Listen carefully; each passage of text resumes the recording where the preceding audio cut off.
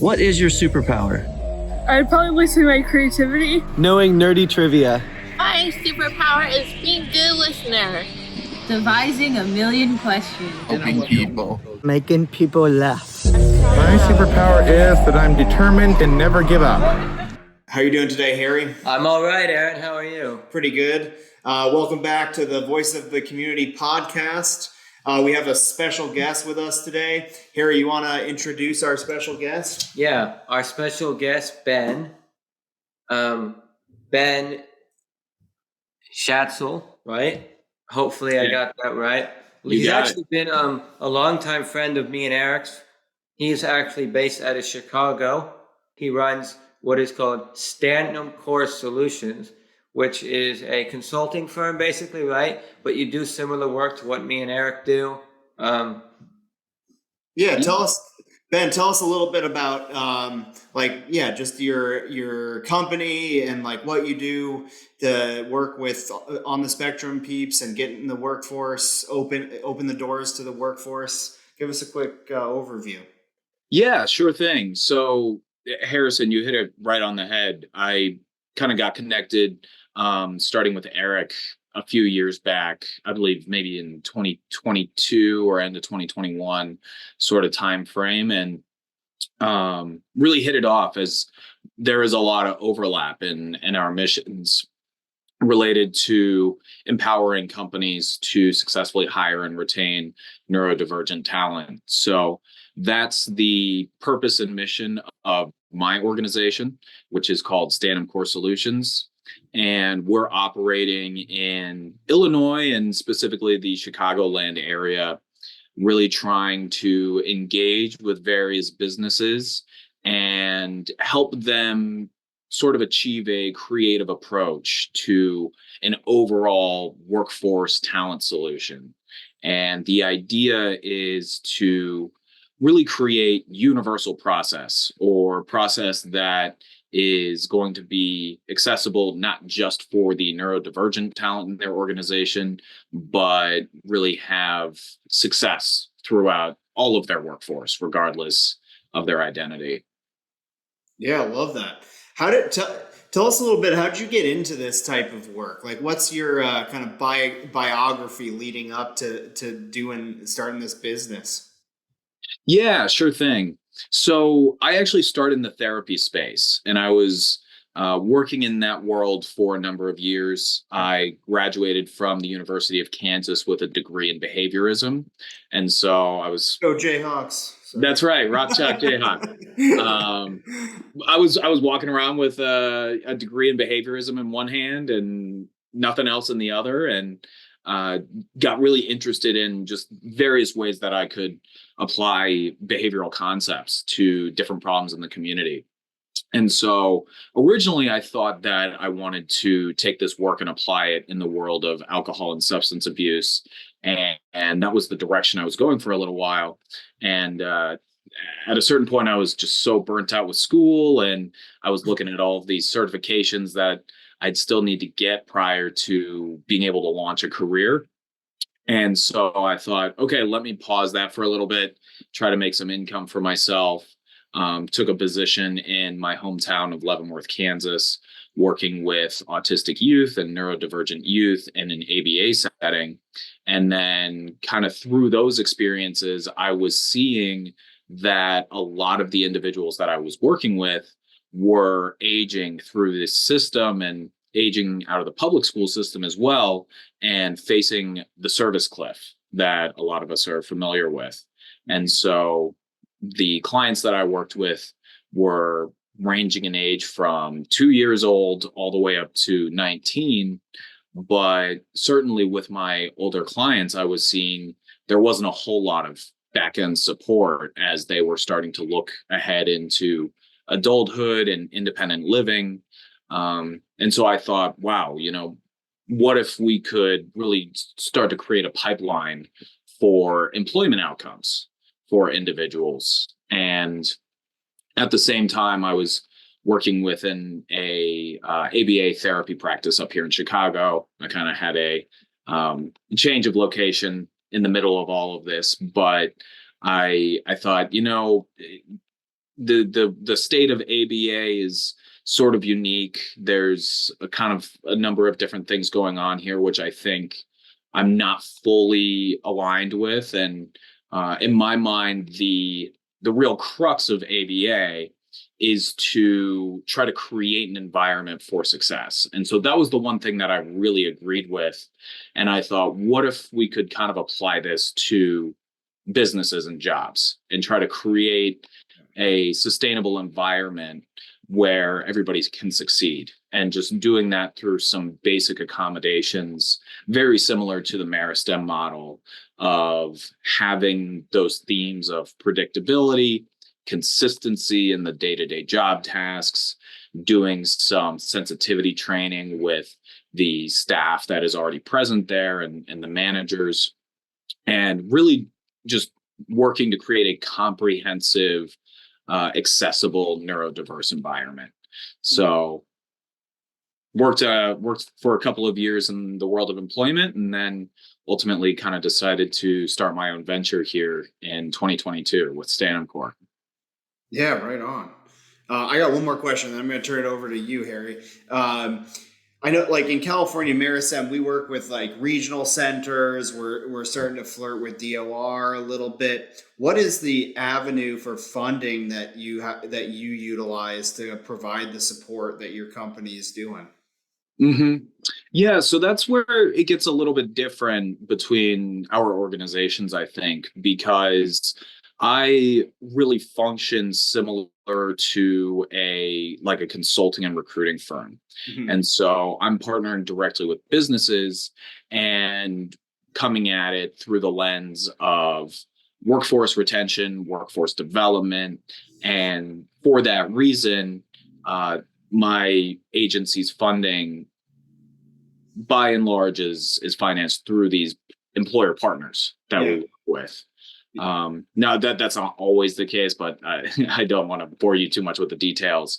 But that's kind of the approach, is to come at it through what I think is a fairly familiar model for a lot of employers of engaging with outsourced recruiters, but coming at it from a very specialized recruiting standpoint that also is predicated on that accessibility within the environment and some of those training concepts that need to take place prior to engaging with the candidates out in the community. Yeah, very cool. So if I understand that, it's a company says, "Hey, I want to be able to support neurodiverse in our work setting." Ben, you have a company that trains us how to do that effectively. We're going to pay you to help us be as prepared to be able to do that as effectively as possible. Yeah, that's exactly right. And that's not necessarily always the starting point of the conversation. Oftentimes it is, or, maybe it's somebody who got referred to me because they're saying, wow, we just can't find dependable people. And so we're starting to open up to some more creative and new ideas that we haven't explored before. So the conversation often doesn't necessarily even start with neurodiversity, because I think a lot of people aren't necessarily thinking about that. But then as they start to learn more about it and realizing just how much of a opportunity it is, both to make impact in the community, but then also to make impact within their business, it makes a lot of sense for certain employers. Yeah, I love that. So it's more of an efficiency question initially. How do we do this better? And then you can throw in a few angles that they might not have even thought about. Yeah, I love that. Very cool. Mm-hmm. That's really interesting. Since Ben, since me and Eric first met you, a lot has changed over here. When we were meeting with you when we first met you, we were real heavily on, we need to get 1,000 employers. We need to train 1,000 employers. How do we train more employers? But since then, we've slowed that down a little bit. Like, we always need more employers. Okay, but we've started focusing a lot on the job seekers, because a lot of these employers were saying, this is wonderful, where are the job seekers?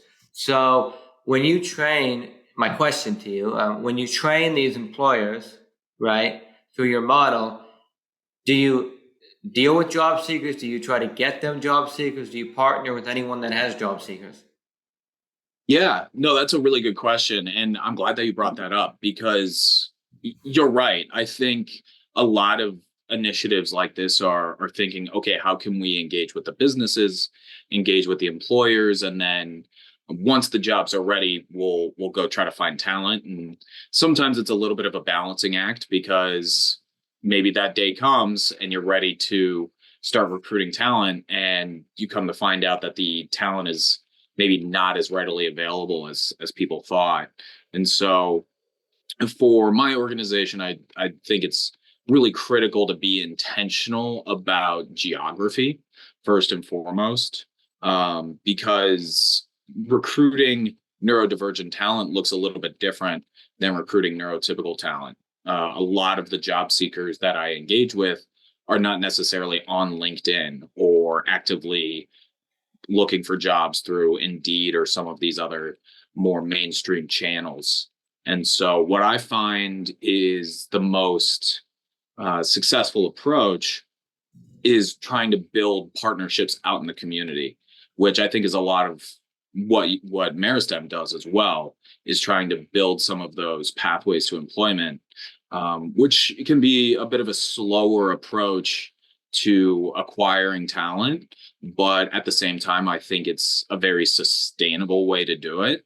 And so the way that it looks for the work that I do in Chicagoland is a lot of engaging with our local Department of Rehab Services offices. We will work together with the different STEP programs or high school transition programs to find those job seekers who are still maybe in high school or a transition setting, but are starting to think about employment. And also the other community resource partner organizations out there. So other nonprofit organizations or local agencies. And it's really all about building relationships with those organizations, trying to come at it from an angle of how can I help serve you? And likewise, how can we kind of all work together to work towards the vision of a more competitive and integrated work environment for all of these job seekers in our communities. So that's kind of the approach that we take. And for that reason, it's often that we're doing hiring rounds in smaller batches. So instead of doing volume hiring, where maybe I'm looking for 20 to 30 job seekers at a time, it's less of that and more of, okay, we're going to very intentionally try to hire for these two positions. And we're going to dial in on what are the exact skills that we're looking for. If we're looking for experience, what does that look like? How are we going to onboard these individuals and make sure that they're set up for success from the beginning? Mm-hmm. So it's kind of slow and methodical, but it's all about kind of getting that employer to feel comfortable and getting the job seekers to feel comfortable. Do you start with the job seeker or the employer? That depends a little bit. I would say the vast majority of the time we're starting with the employer and saying, okay, what can we do to kind of create this infrastructure and foundation before engaging with the job seekers in the community. But that's not always the case. Sometimes there might be a job seeker who says, wow, I really want to go work for this business that's down the street, or I always wanted to work in a particular industry.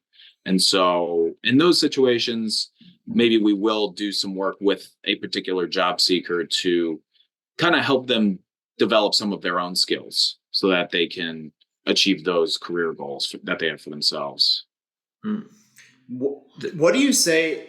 Because to me, I love the approach, and like in talking with Harry and Eric, the slow approach, building those relationships both ways, depending on the situation, is it seems to be the most effective way to go. But then there's always like, get me a job right away, or there's this big push to make it happen. What's your response to that when that push kind of comes at you? How do you approach that? Yeah, interesting. Just to make sure I'm clear, are you asking from both the employer and the candidate perspective? Well, yeah, and I don't know, you may not even deal with parents. Like we deal with parents like of clients who often are like, I just want them to get a job or something like Mhm. that. And then there's a realistic time frame in which that can happen. There's also seems to be like from just like a federal or a state level, like this big impetus of getting a bunch of people into jobs without the kind of realistic time frame that we've probably experienced, you've experienced in the amount of time it takes to build those relationships, create the environment that then is welcoming to, you know, the type of work that we're trying to do. So yeah, the question's more like, yeah, just like maybe not even like how do you respond, but even just share from your perspective on that. Yeah, sure thing. And it's interesting the way that you have that laid out, where you've got kind of different audiences even within there. But certainly, if you're talking to a job seeker or their parents or support network, I think personally for me, it's always let's take a look at where you're at right now. And one of the things that I try to start with any job seeker is to say that the world of employment has changed a lot in a relatively short amount of time.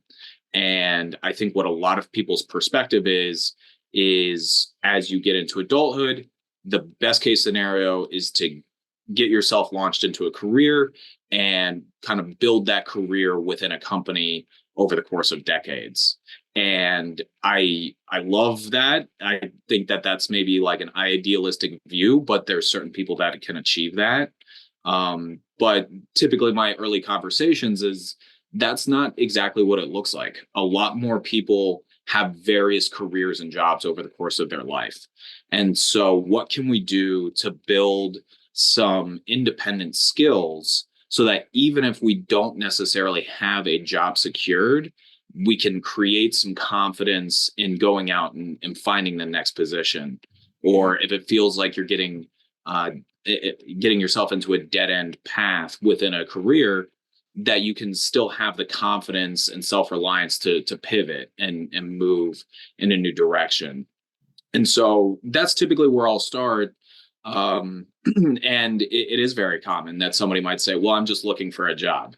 And so I'll take a look at what is the reason for that. Is it because you truly need some dependable income right now because you have expenses, which quite frankly is not typically the reason why people are saying that, as much as it is they want to be able to have some structure in their day. They want to feel like they're contributing. They want to be building those work skills, which are incredible goals. But sorry, let me back up. I think it's possible to work towards those goals while also having some barriers or some qualifiers, if you will, when it comes to actually finding a job. Because as much as I don't want somebody to be sitting unemployed, I'd really hate for somebody to be working in a job for a year or two or three and they haven't built any skills through that job. They haven't really opened up any opportunity. So we want to be intentional with the positions that we're looking for. And if you're an individual who you're looking for your first job, then the goal really should not be to get a job. The goal should be I want to learn more about what I'm interested in. I want to get into some interviews. I want to learn more about different areas that I think I can do well at. And so I think it's possible to work towards employment goals without the first goal being to get a job. And so that's a lot of where I will position the conversation if I'm engaging with a job seeker who might be in that category. And certainly when it comes to, maybe an audience that's more aligned with grant money or some of these state initiatives, it's very different because they often want to see those numbers of how many people are getting placed, how many sort of success stories do we have to share. And that could be a much more difficult conversation to approach, just because, as we all know here, you can create a ton of runway or you can lay a lot of foundation for future success, but that may not check the box in the right way. Right. And so sometimes that's just even a front-ended conversation of saying, how can we peel back some of these milestones, not without necessarily changing the overall impact of what we're trying to do, but just being a little bit more strategic of how can we lay some of this groundwork, build relationships in the community, engage with employers and do some training so that once we do have some individuals placed, we're not just looking at placement, but we're also looking at retention. Yep. Yeah, I love that answer. Should an employer, and then I'll give the background, but should an employer do whatever I said just to hire somebody with neurodiversity? So the thing is, I might bother somebody with this question. We're kind of a little bit, we tell it how it is on this podcast, Ben. But I like it. You won't offend me. In the workforce space, and me and Eric have been attending a lot of these workforce conferences. The one that I'm thinking at, I don't think Eric saw you in San Diego. It was more of a federal conference. But we attend a lot of these workforce conferences where the idea a lot of times is, how can we be more inclusive towards individuals? The most recent conference I attended wasn't specifically for people with neurodiversity. It was just different groups of people that struggle with employment. How can we be more inclusive? How can the employers be more inclusive, etc.? And then also I'm hearing from job seekers, oh, I was struggling in this job because the employer wasn't inclusive enough. But oftentimes where I live is with the employer. I have the utmost respect for the employer and the understanding that employers need to do certain things in order to run their business. And if we get in the way of that because we're saying, oh, they need to be more inclusive, that could be a problem. Like they can't just, this is just an example, they can't just allow an individual, if an individual is not a morning person, the individual says, I can only start after 2 p.m. If it's a morning job, right, that requires, it's to the need of the business that they're there at 9 a.m., they can't show up, they can't expect the business to modify their system just so that the individual can succeed. And I feel like a lot of times that's what I hear from these workforce groups is like, why aren't employers just doing it? Why aren't they being more inclusive? And oftentimes we don't make it easy. There are things that get in the way. What are your general thoughts on this matter, if you have any? Yeah, there's a lot of interesting pieces there to pull out.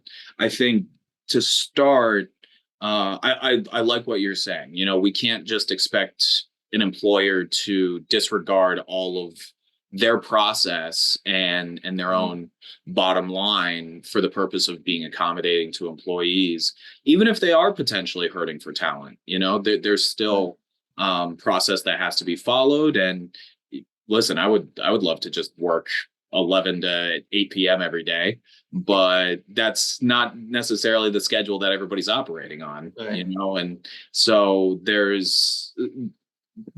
are some boundaries at play when it comes to things like that. You know, if I'm engaging with an employer, I think sometimes what needs to be talked about early on is, yes, you are engaging with a neurodiverse population. You want to be as accommodating as possible. But while you're considering accommodations, pay special mind to whether or not you will be able to commit to this. Because I think sometimes there's a tendency from employers to say, we will do whatever it takes to make this successful. But they don't necessarily always mean that. Right. Because that's almost an impossible request to honor. Right. And what I'd much prefer to see is an employer to say, these are the things that we just simply cannot budge on. And these are the things that we are happy to budge on, or that we are happy to have a creative conversation to see how we can make it work for everybody. Because ultimately, that's what's going to provide some job security for that individual. Mm-hmm. You know, if they say, oh, you know, we can accommodate this individual to come in later in the day than everybody else, but they don't actually mean that, then all of a sudden, 3 months down the line, a year down the line, whatever the case is, it's either going to be, okay, now this individual has to switch their whole schedule, or we just just can't support this anymore. And I'd much rather see somebody be given a chance to sort of fit in with the typical process than to have everything upended after a certain amount of time. So I think that's part of it. And at the same time, when it comes to some of these workforce organizations that you might be talking about, I think that there's maybe a knee-jerk response to say employers are not being accommodating enough, or employers are not meeting accessibility needs. And that can be the case, right? We've all seen it with employers where sometimes the employer is not stepping up to the plate.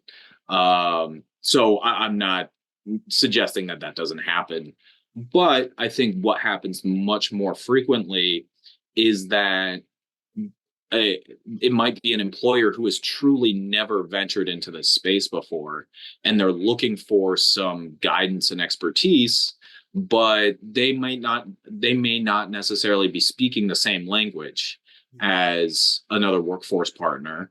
And then if it ultimately doesn't work out, then it kind of turns into the finger pointing game a little bit, which is really unfortunate because there is good intentionality on both sides, and it'd be so much better if we could come together to find a solution. But I think it's a two-handed problem on some level, because I think, to Erin's point, occasionally it does cycle back to maybe we rush through the process a little bit too much, trying to get somebody into this job.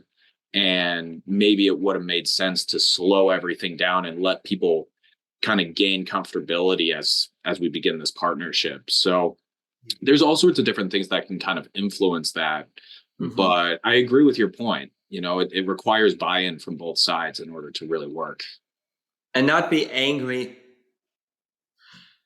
Come from a place of understanding to the employer. I've also heard things when people have said, there are these laws in places so that employers, they can't discriminate against you, right? So now all of a sudden we're talking about laws in place. The employer's worried, why are you talking about laws? Like, you're forcing me to do this? Like, I'd much rather have a conversation about how they can do it, and just simple things like, what does the individual need to be successful? Here's what they need. They have a conversation with the employer. It turns out it's only a few modifications that they need to make in order to do this. And everyone's making it out to be this whole document they need to sign, and they need to get lawyers involved, right? Maybe it's not as complicated in all cases. Well, I mean, Harry, to me, I think if I'm understanding, there's if I'm an employee, there's a way I can go about entering into an opportunity that's just blowing the whistle just because I like to blow the whistle, mm-hmm. or there's man, there is really something going on. Am I seeing what I'm seeing? Right. Does this make sense? And that's you've shared that a couple times on our podcast. We've talked about that. I wonder, Ben, what's been your experience around that? Just, we have a few of our clients that we've experienced, just it's really hard for them to retain a job simply because they like to go to that place where they like to blow the whistle for the sake of blowing the whistle. And then an employer gets oh my God, this because now we're talking HR, now we're talking. Well, and I'm not actually sure to Aaron, to your point, if you say they're blowing the whistle for the sake of blowing it, or they really truly believe what they're thinking. They actually believe this employer was discriminate or whatever. They believe it. Yeah. I don't know. But the thing to me, I think, is to investigate it, you'd be looking for the facts ultimately to make that conclusion. But I'm just curious, Ben, have you had those types of experiences, and how do you navigate that? Yeah, it's interesting. And I think that's maybe one of the added values, I suppose, of sort of the structure of my organization, and typically the nature of our partnerships with employers, because often when we're in that employer partnership, we're functioning as a fractional aspect of their HR team. Mm-hmm. And so sometimes that allows us to have some caliber of what I would consider to be offline conversation, or an off the record conversation, and maybe address some of those items that, whether it be a concern regarding accessibility or a concern regarding really anything in the workplace, where we can have an open conversation, engage in a certain sense of healthy conflict even, and ultimately reach a solution that's going to work best for everybody without necessarily needing to walk down a path of very structured policy or bringing legality into things. And I get it, that's the role of HR. Is the moment you come in and you start talking about legality, you are on that path, right? And I don't think a lot of employees, and particularly a lot of job seekers that I've engaged with in entry-level roles, understand that.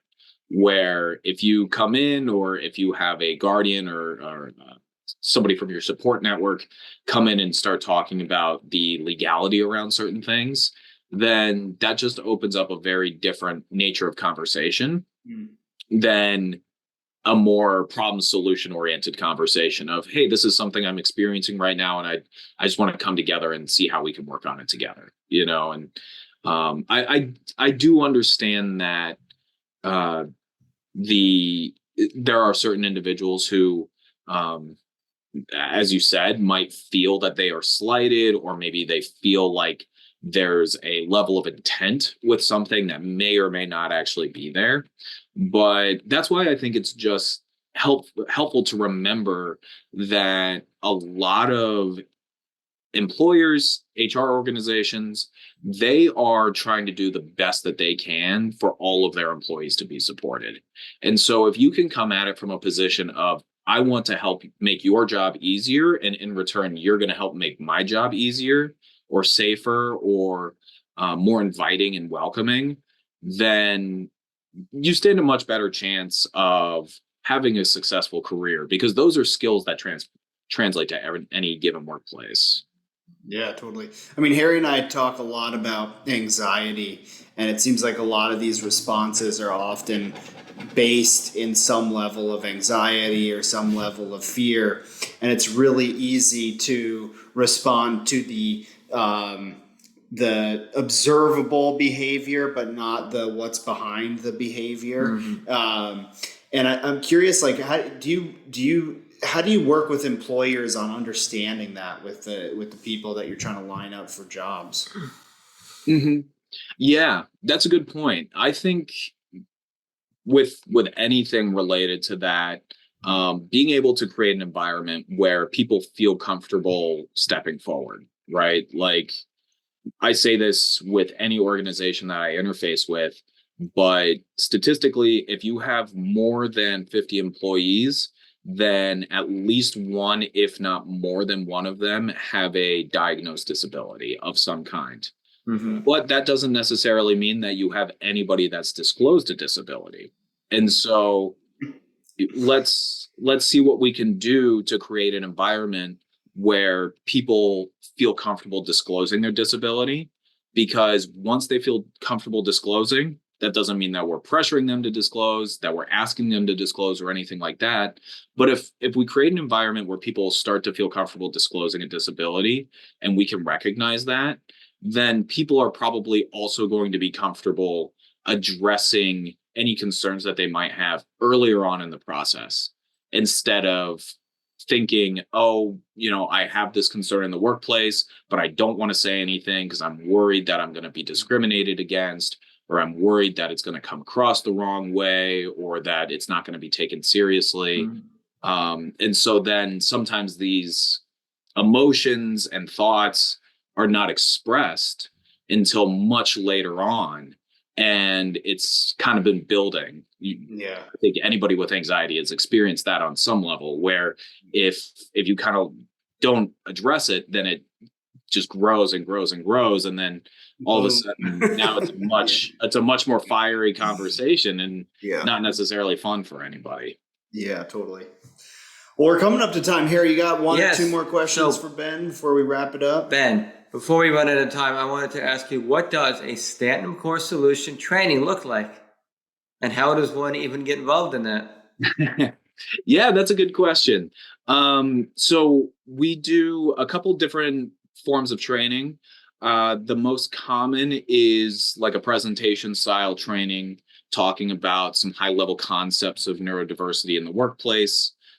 That's typically delivered to employer partners that we work with, kind of as a starting point to introduce the topic of this is neurodivergence. This is how to best support employees that are neurodivergent, and best also kind of use these concepts to support anybody else in the workplace at the same time.